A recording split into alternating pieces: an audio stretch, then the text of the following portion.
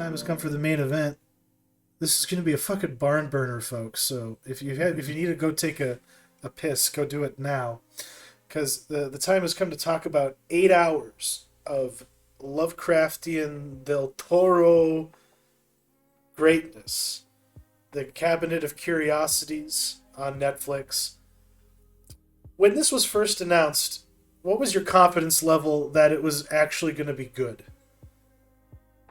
I was pretty, I wanted it to be good, or I had a lot of confidence going in because, looking at the directors, the number of directors, and just who is on this show, it really inspired. I was looking forward to this a lot. Yeah, and as was I. But what I found shocking was how straight some of these adaptations were. Of the specific stories. Mm-hmm. But yeah, they ran the gamut. They actually pulled a lot of more recent writing from like the looks of it. Then when you looked at like who wrote some of the stories that inspired some of the episodes, like The Outside, that was she's like a webcomic artist, and Yeah. Del Toro curated her. He was like, "Yo, you're a good one," and Anna literally Amapur, you're gonna direct it, make it happen. Very inspired. Like all the different crews and the casts. Like you don't see these kinds of actors in anything but movies, but now they're all in these really tight, lean, mean, hours of television. And golly, if there was, I don't know, we can maybe get into the rankings of all of them in a little bit, but like if there was a general theme uniting all of them, what did you think it was? I guess, gosh. I mean, obviously, they're all horror directors. These are all to some extent, horror short films. And I know that, I don't know if there was like a theme through all of them. Maybe you have a better answer, but I don't know why this wasn't really publicized more, but each duo of episodes that was released over the 4 days has a theme. Did you ever look into that at all? No, I didn't. Yeah, it's like I'm trying to remember what they were. I know that the third night the theme was Cthulhu or H.P. Lovecraft or something. Yeah. And then I know one of the nights the theme was like loners or something. So Okay. they did purposefully group the films together in these duos over the four Oh. nights. But other than that, I don't know. What do you think about that? What as far as an overall theme? You know, uh, God, now that I think about it, like it's specific ones have a lot in common. Like like there's lots of things being birthed out of people, or people being used as a medium to transform something else into something else. Um, yeah, there's a lot of things coming out of people's mouths too, especially rat shaped stuff. And yeah, like so that kind of imagery was reoccurring from story to story. But yeah, now that I realize that they were specifically isolating them and like labeling them, I'm wondering which ones were the loners. But like I'm assuming that maybe the witch house and and Pickman's model, maybe that one is about loners. Yeah, I'm not sure. Well, I think those might have been because those were released on the same night, right? Yeah. I think those were the Cthulhu ones. I want to say. Okay. Um, Yeah. Yeah. Because Yog-Sothoth is the gate. He is the key. Yeah. Because that was in, and that was what was shocking to me. Was just how like deliberate and specific they were about the Lovecraft stuff, without it coming off as stupid. Like really getting like what can be fucked up yeah, about about that level of cosmic horror. Like the when his yeah, as soon as his wife and kid looked at that fucking painting, I was like, oh, it's over. He's it's over now.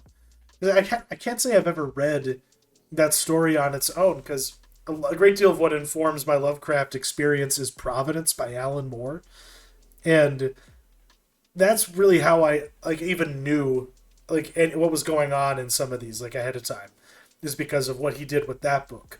But seeing Brown Jenkin like legitimately just be as he is, the little rodent familiar thing that the Yeah. witch has, that was DJ Qualls. That was really really ridiculous.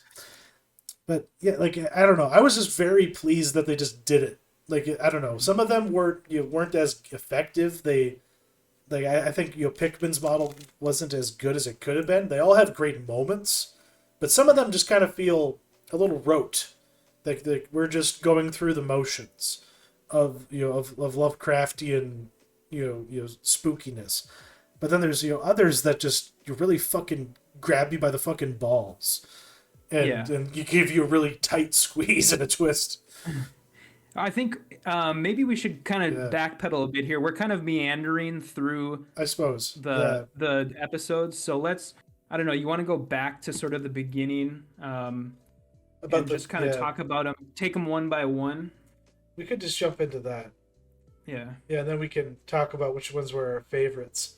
So right off the bat was Lot 36, which is Tim Blake Nelson, directed by Guillermo Navarro, Del Toro's usual cinematographer. And this is based on one of Del Toro's stories, like a short story of his. Yeah. Yeah. And Yeah. yeah, this is it's just he's a guy that Tim Blake Nelson's character is a guy that just listens to talk radio like Rush Limbaugh, rants about immigrants, and he buys abandoned storage lockers to try and find anything of value. That was another theme that came up that I guess I noticed. People who are in debt, people who owe something to somebody and are struggling with paying it back. And I think that is just because it's an easy, relatable thing, especially like when Lovecraft was writing. So like when you're writing these kinds of stories, generally your protagonist is kind of a shitty person, like Tim Blake Nelson's is. But like ultimately, when this when the rubber hits the road and you have the walking tentacle demon coming at you, like is that the power of this episode, or like I don't know, does this serve as mostly just an entry point to everything that comes after it, or does it stand up on its own? Um, I think. I mean, it was okay. I think this was probably the wrong episode for them to start with because Mm. I think it's one of the weaker ones in my opinion. Um, I don't know. I guess I'm from kind of the way that you were talking. I think I'm probably less high on this series as a whole than you Mm. are. Okay. I actually thought like some of the episodes were like outright bad in my Yeah, opinion, I would but agree with that on a couple of them. Yeah. but yeah, I don't know. This one, I thought it was a little too obvious. He was like cartoonishly racist, um, and then it was just, I don't know, it was just kind of slow. It was like a 50-minute short where, most, it's all just build up until about the last 5 or so minutes. And Mm. the ending kind of fell flat to me too. It was just kind of like, um, he basically gets pulled. He runs up to that door and asks the lady to help him out. She doesn't, and then he just kind of gets like He pulled away, and then gets like that's eaten. the end. So, Yeah, um, it's a moral fable. It's mhm. yeah it and and that's ultimately like why it didn't really resonate with me apart from the imagery. Like I liked the way that the demon was done, but it takes so fucking long to get there. Yeah, And is that worth it? Probably not. This could have been like a 20-minute episode of an anthology series. And maybe if there's any knock on any of these, it's that they probably just should have been shorter. They did not need to be these big long productions because there's the butter gets scraped over a lot of bread. yeah, By the time they're done with it, and with this yeah. I episode in guess particular. that's actually, if there is anything that unites a lot of these, it's I think a lot of them are too long. And I don't know if that was just like a Netflix thing where Netflix was like, these must be at least, whatever, at least 50 minutes or at least 45 minutes, because there's only one of them that I believe is under 45 minutes, and that's I think the second one. I think the second episode's like 38. And yeah, I just feel like a lot of them are way too long. And, getting back to this one, as you said, a lot of um, just kind of meandering around, like investigation almost type stuff. And um, yeah, I don't know. It just kind of, it didn't really meld for me, and especially because it was written by Del Toro. I had a lot Mm, of high expectations for this one, and I mean Del Toro's not the most. He does generally write very obvious. Like he's very very obvious about his like themes and the message he's trying to get across, but it's not usually as, and maybe that's because of who directed it. I don't know. yeah, yeah, because ultimately it just has its very obvious message that it's trying to impart, and it uses some spooky shit to get it there. But yeah, like it could have gone in so many other places that could have been interesting beyond just, oh, we've broken the salt line that binds this demon to the floor, and now everyone must die. Like there could have been more going on. Like that lady could have called them in, but maybe she had other plans. Maybe there's other people that would love to have these books and have that demon in their control. I don't know that there could have been more of a real story, but yeah, like these should have been 20 minutes shorter. They could have just done the same thing in less time, but they also need to fit in the. We didn't talk about this, but if there is a weak part to every episode, it's whenever Del Toro is introducing what's going on, because his delivery is just so flat, and he just mumbles, and he just like waddles around, and then pulls something out, and then sit down, and then walks away. And like I did like how he introduced each filmmaker every time, but I didn't look forward to him showing up at the beginning of every episode. Yeah, I mean, I think it probably also has partly to do with his Spanish accent. I suppose. I did have to turn on subtitles a couple times, but um, yeah, it was sort of weird. He was trying to do like the Rod Serling thing, and um, yeah, mostly it was just kind of just there. And I did, yeah, but I did like how he had the little like figurines of each director, and he put down the figurine on the table, and that was kind of cool. But uh, yeah, probably unnecessary. And again, yeah, like you said, it added to the runtime of each one. And um, yeah, I guess to speak a little bit on stuff that I actually liked about this particular episode.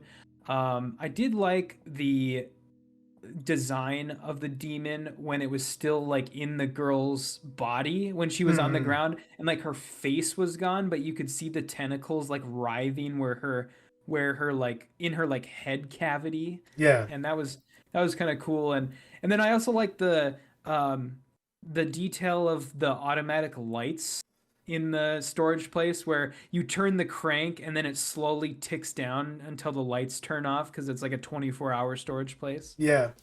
A good little mechanic for spookiness, built into the Hmm. situation. But yeah, like there's just things that I found a lot more interesting than this, really unlikable dude just wheeling shit in and out of a storage locker for an hour. Like there could have been other things going on, obviously. And but yeah, in the as far as this one goes, it's on the lower rung for me. Yeah. And yeah, it probably could have done a totally different episode, especially if it was going to have Del Toro involved as much as he was. Hmm. The second one, Graveyard Rats, directed by Vincenzo Natali, I enjoyed it because it was just a little leaner and meaner, Yeah. than most of the other ones. Like you pointed out, it's shorter, and I felt that ultimately its shocker ending was earned. They gave me a lot, but it felt like a proper short story versus Hmm. an overblown one. And Yeah, this yeah, was one of my probably one of my favorite, or on the high end for me. Um, like you said, it actually felt like a short story or short film.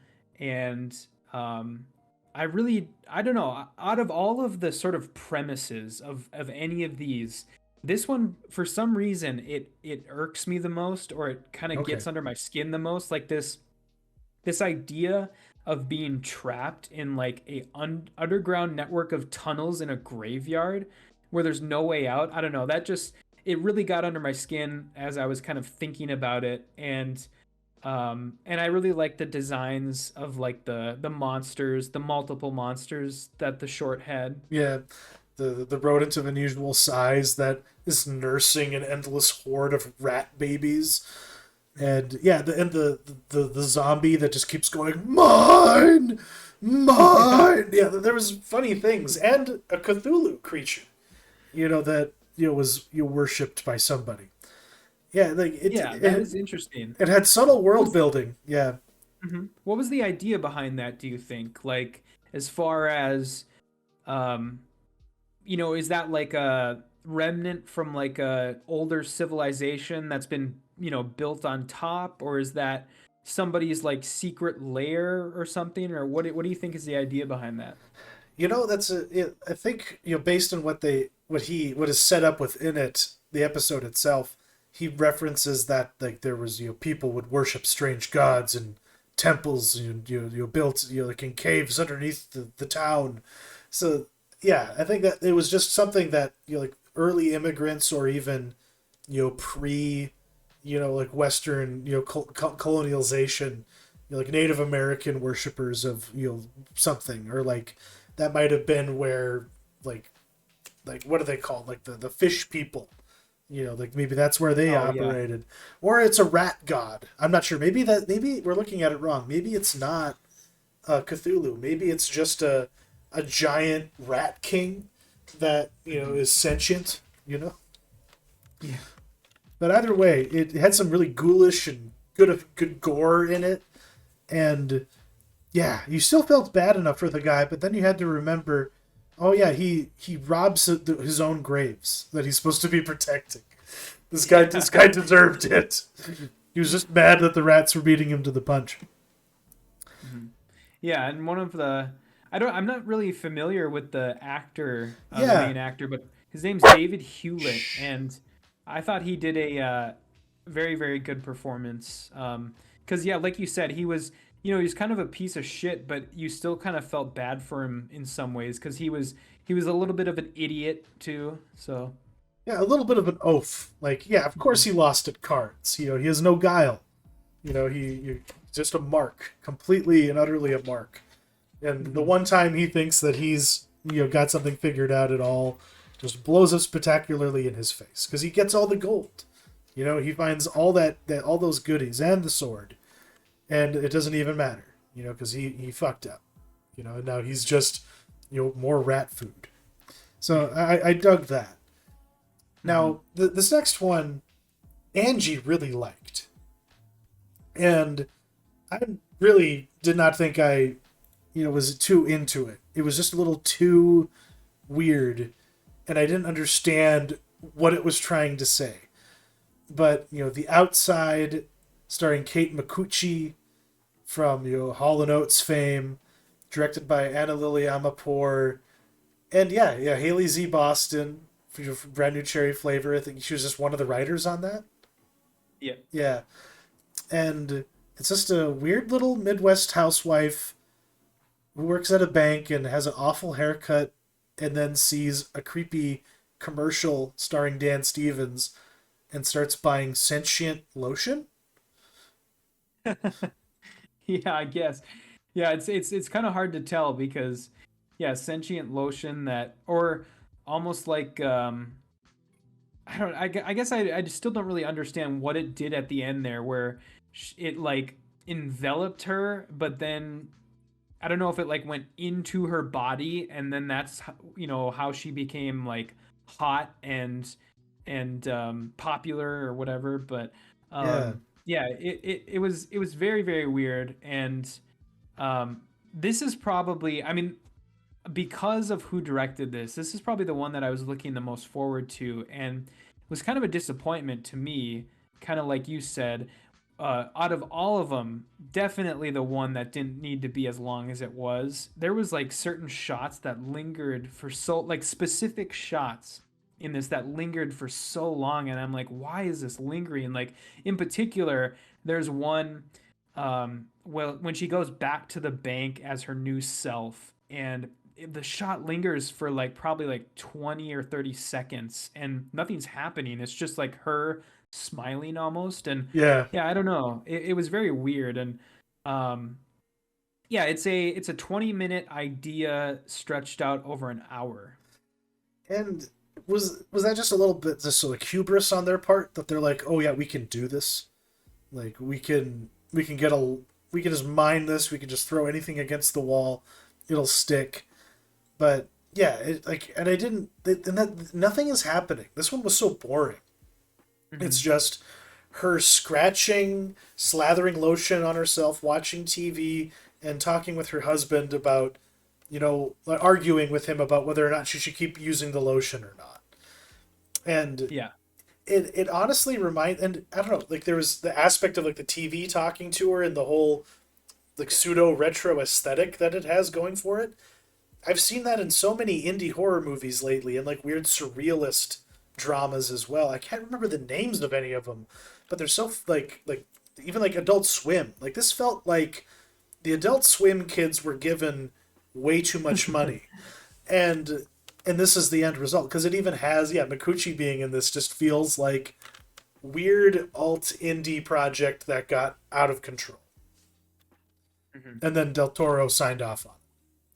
Yeah, Yeah. yeah, it does. In some respects, it definitely does. I'm not really sure if the director and the writer for this one really line up. Like, it almost Mhm. seems like two conflicting like styles like mashing up against each other. And there was a couple things though that I did like about it. Like, I did like how it was shot, where everybody shot from below, really in really close up, so it just makes them look disgusting, like Mm-hmm. those scenes where um the like rich housewives are like rubbing the lotion on their skin, and it's making like sound effects that sound like you're stirring mac and cheese or something like that. It's so Squelching. gross. Yeah. Yeah. Well, And yeah, so yeah. there was kind of a Ren and Stimpy vibe almost in those Okay. scenes. Yeah. I see what you mean, but and that's kind of like what like what I was referring to from like other projects. Like there's one with Will Wheaton where it's like Rent a Buddy, and this guy rents a mysterious tape where Will Wheaton talks to him, and the conversation just gets way too real. Kind of like when Dan Stevens is on the TV. What the fuck Mhm. was that accent that Dan Stevens was Yeah. going for? It was like, oh, like it was like, Yeah, it was. are you posh or French? I'm not sure. Yeah, that was strange. I think he was kind of trying to channel. It was like a mix of like a um televangelist and like Jim Baker or something like that. Yeah, But there you go. God, I'm just reminded about that. I can't believe she won Best Actress for that Tammy Faye Baker movie. oh yeah, that's Sorry for right. sorry for the digression, but that's The Outside. Kind of the most disappointing of the bunch. We had expectations. This next one, I really had fucking expectations for, and that is The Autopsy, because I saw that my boy David Pryor was directing it, and it's based on a short story by a really fucking well-regarded weird fiction writer, and like he doesn't do Cthulhu in specific. Like he's not a fanboy. He does his own gonzo shit. Yeah, Michael Shea. He's really interesting. I read up on him quite a bit. But Hmm. we got F. Murray Abraham starring, and he's just a uh, what's the coroner who's been called in to figure out why these coal miners died in a mining collapse. What more could there possibly be to this story, Matt? It's pretty cut and dry, I'd say. The mine collapse killed them. Yeah, this is probably my favorite one, if I'm to be honest. I mean, I was in from just hearing that this was directed by David Pryor. I'm such a fan of the guy. I mean, I've I've only seen the Empty Man of his movies, but that's all I really needed to have seen because I love that movie so much. And this is kind of channeling the same Mm-hmm. aesthetic. And, it's sort of that like cosmic horror. Like the very first shot of this short is of the sky, of the night sky, and a bunch of stars. And then it slowly dissolves into like the wall of the cave system. Mm-hmm. um, it almost reminded me of one of those like shots in Blonde where Dominique does like the exact same thing, like the sperm that's floating around turning into the night sky in that movie. But anyways, I was so down. It totally reminded me of some of those scenes in The Empty Man when the guy goes out to the summer camp and the sky starts like swirling and stuff. And yeah, I really really like this one. It's a little strangely structured, Mm-hmm. in my opinion, like where it has that scene. It has the mining collapse scene, and you don't know what the fuck is going on, and then it kind of launches into like a almost like a procedural type Yeah. show, and then the whole like final 25 minutes or so is the actual like story, is like Yeah. the actual thing that is the bulk of the narrative. And so a little weirdly structured in that way, but still I thought it kind of overcome that. Yeah. It was a little wonky, because it takes a little bit to get to why the autopsy is happening, but it had this feel of like we were just dropped into the middle of a TV show, and this is just like of like its own separate thing. Like this could be its own show. F. Murray Mhm. Abraham and God, what's the other actor's name? I can't remember who plays the sheriff, but it's just all the wacky shit that they've had to deal with. Like in all of, Yeah. it's like all these people dying around my town, and you gotta cut them open. Obviously, this is like the finale to their story. Given what happens Mhm. in the episode. But yeah, it was like once it became apparent what was really fucking going on and how they portrayed the entity, the alien thing, it was just so fucked up and disturbing and just right on in as far as like the edginess of it.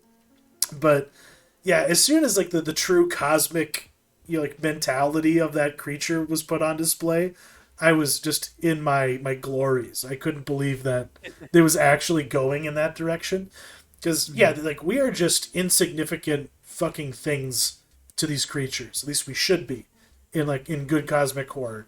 And the way that this particular thing, it was like the Yerks and Animorphs. If you ever read those as a kid, Yeah. it's essentially the same thing if you think about it. This is just a more like, but if a Yerk was like stretching itself out over your entire body and manually making your muscles move with its tentacles, it's just like ugh, fucked up. But it's yeah, the worst tapeworm in the universe, and yeah, and very fucking brutal and gross. Like Yeah. that, like all the like I was when the autopsies were first happening, and I was just seeing like all the entrails getting dumped out, and I was just like, okay, I couldn't have this job in real life. I couldn't handle this.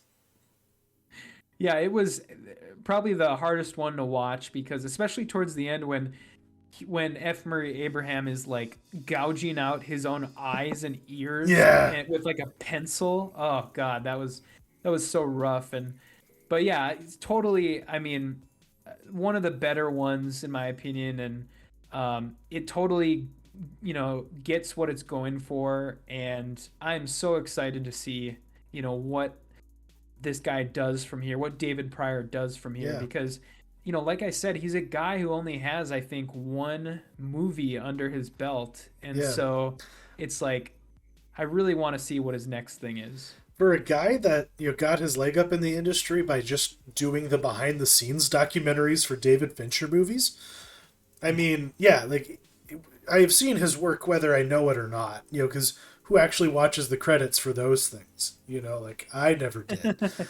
But yeah, whatever this guy does next has my full attention. And of all the filmmakers involved in this, he's probably the one that was best served by saying yes to it.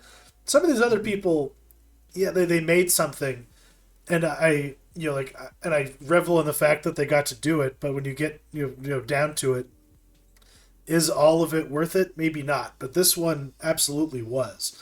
Like I wouldn't trade this for another story or like another entry in like like another Lovecraft specific episode, or green lighting something weird from like Miranda July, or someone out of left field like that.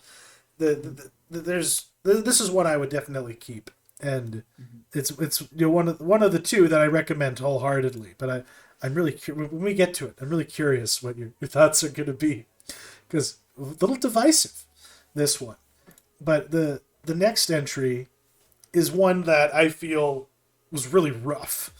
As much as I loved what Crispin Glover was getting to do, but Pickman's model. This is a really strange Lovecraft story for them to pick, and I don't understand why they did, but because the gist is you have this guy who's a painter, an artist, and he's just a layabout. He's not taking his studies seriously, the main character. And he has a new guy in his class who's this really old, weird fuck who only paints things that are really, like, gross or, like, gruesome. Like, the flesh on people are decaying. And there's just something wrong with this Pickman guy because he just doesn't see the world the same way as everybody else. And that's a deep Lovecraftian theme. Like, it resonated with me. Like, I was happy that it was getting some, insertion into this project. But it's just the most dull, boring fucking episode. And the payoff is, like, awesome. I'll give you that. But it was agony getting there. Okay, interesting. That's very interesting. See, I was kind of flipped on this episode Okay. than you, because I was down for the feel of this one. Sort of like it's almost gothic horror Oh, yeah. in some respects, where it's slow. It doesn't, a lot of times until the end, it doesn't resort to violence. It's mostly just imagery, and I don't know. I was down for what it was doing, but then I thought that, like, the final sort of 15 or so Yeah. minutes is when it shit the bed, because It got really I dumb. thought the Yeah. the monster was so lame. The monster that crawled up out of that, what was that, like a The well thing. tub, Yeah. yeah, a well thing, that was so lame. And it was just like a really, like, generic CGI creature number 512 or something. Yeah. And then I don't know, the ending was like, came out of nowhere for me, because suddenly the short gets, like, incredibly violent, with, like, the woman, his wife, with their eyes gouged out, and then, like, the kid in the oven. And Yeah. holy fuck, what is it doing? Just like, it just came out of nowhere for me. And then it just ended on like the kid in the oven. And I was like, what a weird way to end something like this. Yeah. Because what if that's my problem with it? Because I don't recall there being like Pickman's model on its own didn't have Lovecraftian like Cthulhu Yog-Sothothery happening in it. It was just this guy whose paintings were really like realistic and disturbing, and everyone were like just taken by it but turned off at the same time. And then the main character just finds out, oh, the big reveal is they're real, and that's why it's he's painting from like reality, not from his imagination. And that's like the big and like shocking thing at the final line of the short story. So they add in Okay. this, but so they weave in this whole idea that not only are those things real, but like he's also seeing the world for how it really is. The whole Lovecraftian idea that all of these monsters, like Cthulhu or Yog Sothoth, are actually present at all times. Like they have always been there. They are omniscient and omnipresent. They exist, beyond time, extra dimensionally, and it's just because we perceive reality the way we do that we don't know that they're there. And it just didn't get quite enough definition within the story itself before all of a sudden, yeah, we're tripping on a boy's head in an oven. And what pissed me off about that is because he's just like, oh no, you've looked at the thing. Now get out of my sight and quickly, go home before things get really fucked up. And then he just goes right home and is just hoping that everything's going to be okay. Like, that was what felt lame to me, was that he just, like, stumbles upon everything in his life getting fucked up. But, yeah. Yeah, I'm not familiar with either of the H.P. Lovecraft stories that they adapt in this series, but from what I understand, from what I've read about, this show does not utilize those stories very well, No. in that, it kind of takes them and turns them into something else. And so when we get to the other one, yeah, Yeah. that's I've heard some pretty like bad things about how that adaptation was done. In specific towards dreams in the witch house. Yeah. Yes. Big fat thumbs down. Yeah. Yeah, because I don't remember the particulars of the original, but yeah, this one was made for teen girls basically, because it's got Rupert Grint, it's Catherine Hardwicke, and I know for a fact that the story wasn't about trying to get your sister out of limbo, because that's what they constructed this to be. But yeah, I do know it's just about a guy going to a house that used to belong to a witch and having really fucking crazy dreams. That's what Dreams in the Witch House is about. And Brown Jenkins shows up, or Jenkin Brown, whatever, and it's, Keziah Mason. It's cool seeing those particular characters realized, but yeah, it's, what is it all the surface of? It's yeah. Like, what was your big issue with it? I mean, you kind of said it. It's like H.P. Lovecraft for the Disney audience, and it was like, I just thought badly directed. This was the only one of these episodes where I actually like laughed because something was so bad, and it actually happened twice during this episode. Once when the witch is like running around the forest, and they didn't like they didn't give her any sort of like effects when she was running. Like, they didn't make her float, they didn't make her look like otherworldly at all. She's just running like a normal person, and it looks ridiculous. And then the other thing that I thought was so hilarious was when Rupert Grint was like flopping all over the church pews when she was like pulling him towards the entrance to the church, and he was just flopping around. Oh man, that was so awful. And it was almost as if, like, I don't know if they ran out of budget and they just told him, like, all right, Rupert, now what we need you to do is just flop all over everywhere, and we'll fix it in post. But then they like never did fix it in post. But I don't know, it was just bad, and there was nothing really to it. It was a very simple story that really held no surprises or anything, and yeah, not good. Not good. Just, it did every obvious thing, even the ending. I expected that shit.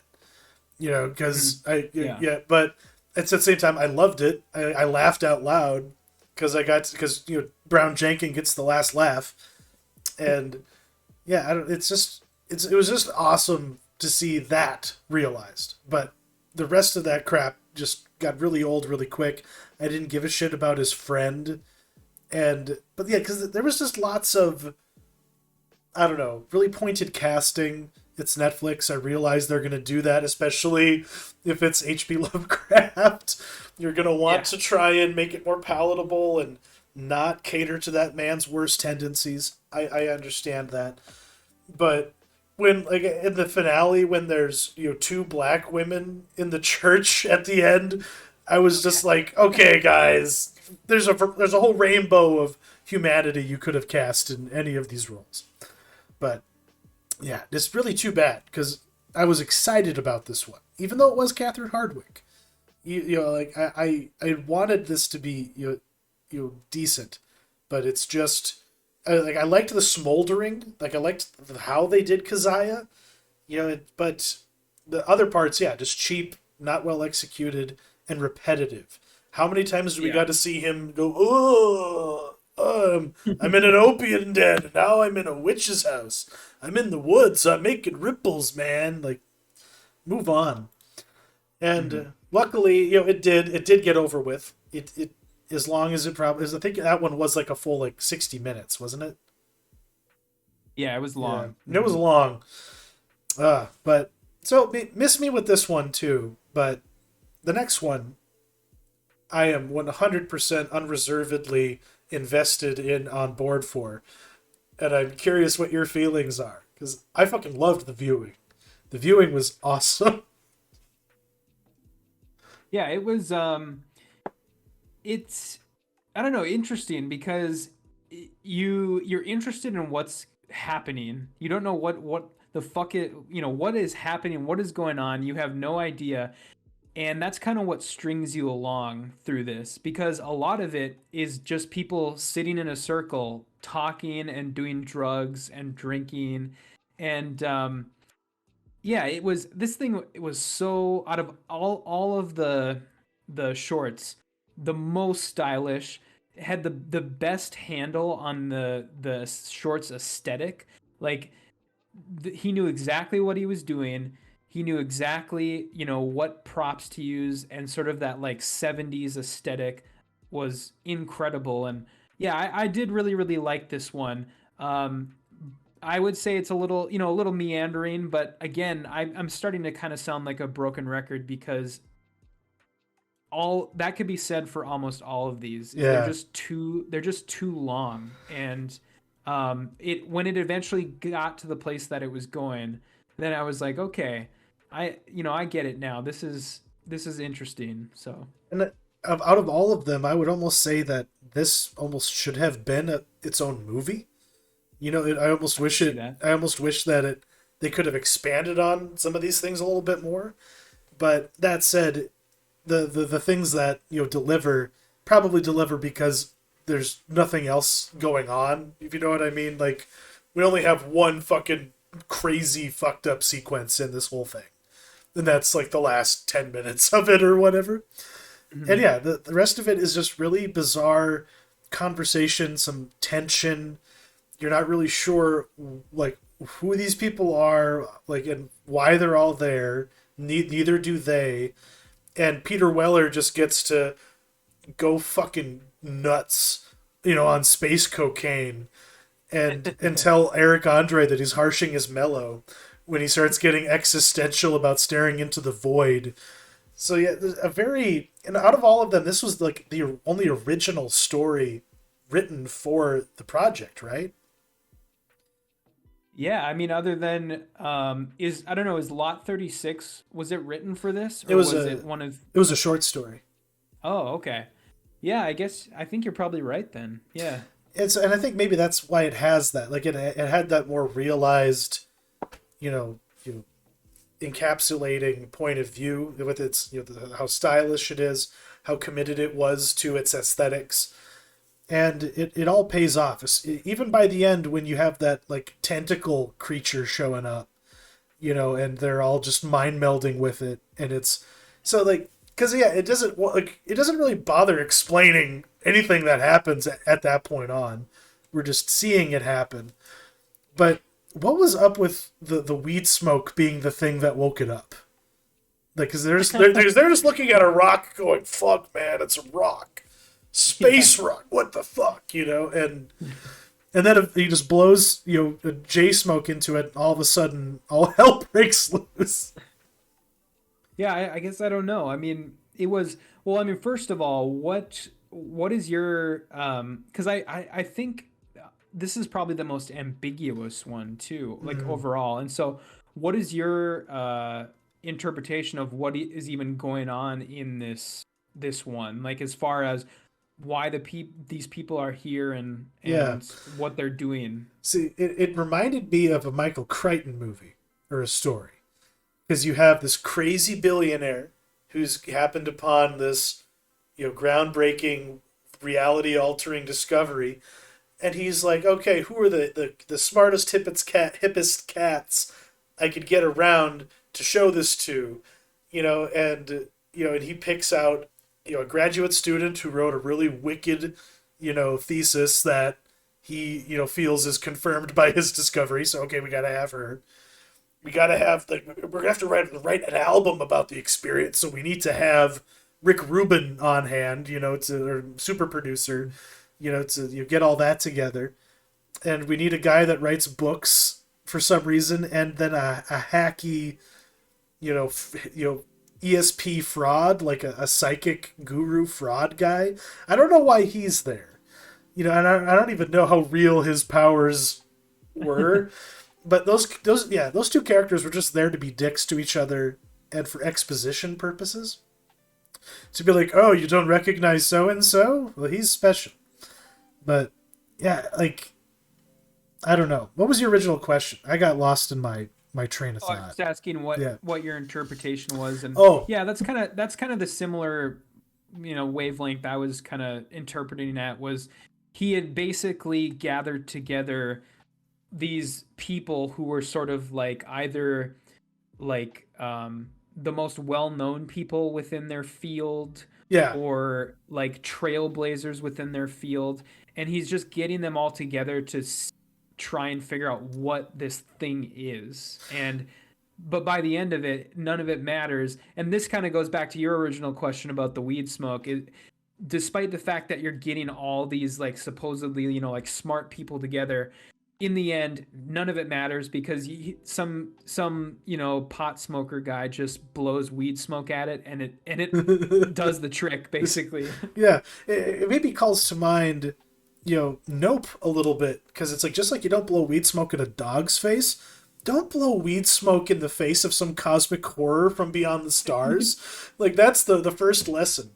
But if there's anything to like glean from like what the experience is for the people within it, at the end there's this throwaway line when the two survivors are running away, and Eric Andre is like, "It said we were chosen. What does that mean?" And they just never stop to consider that. So, like, was this like the Ark of the Covenant, and they were all like tested, and some were found wanting, so their faces were exploded? Like that one dude is like, "It's probing me," before Yeah. it all goes jelly faced, and but then the other weird thing that happens, and I'm not sure how to interpret it. It could be one of two things. After Peter Weller is subsumed by the entity when it goes all gooey, and it has a humanoid form, and that guy shows up with the golden AK. It yells "Help me" before he starts shooting. Is that Peter Weller talking, or is that the entity? The Okay. Oh yeah. I guess I would assume it was Peter Weller Okay. because I forgot how exactly the guy with the AK dies, but He gets um zapped with lightning bolts out of the oh, tentacles. that's right. Yeah.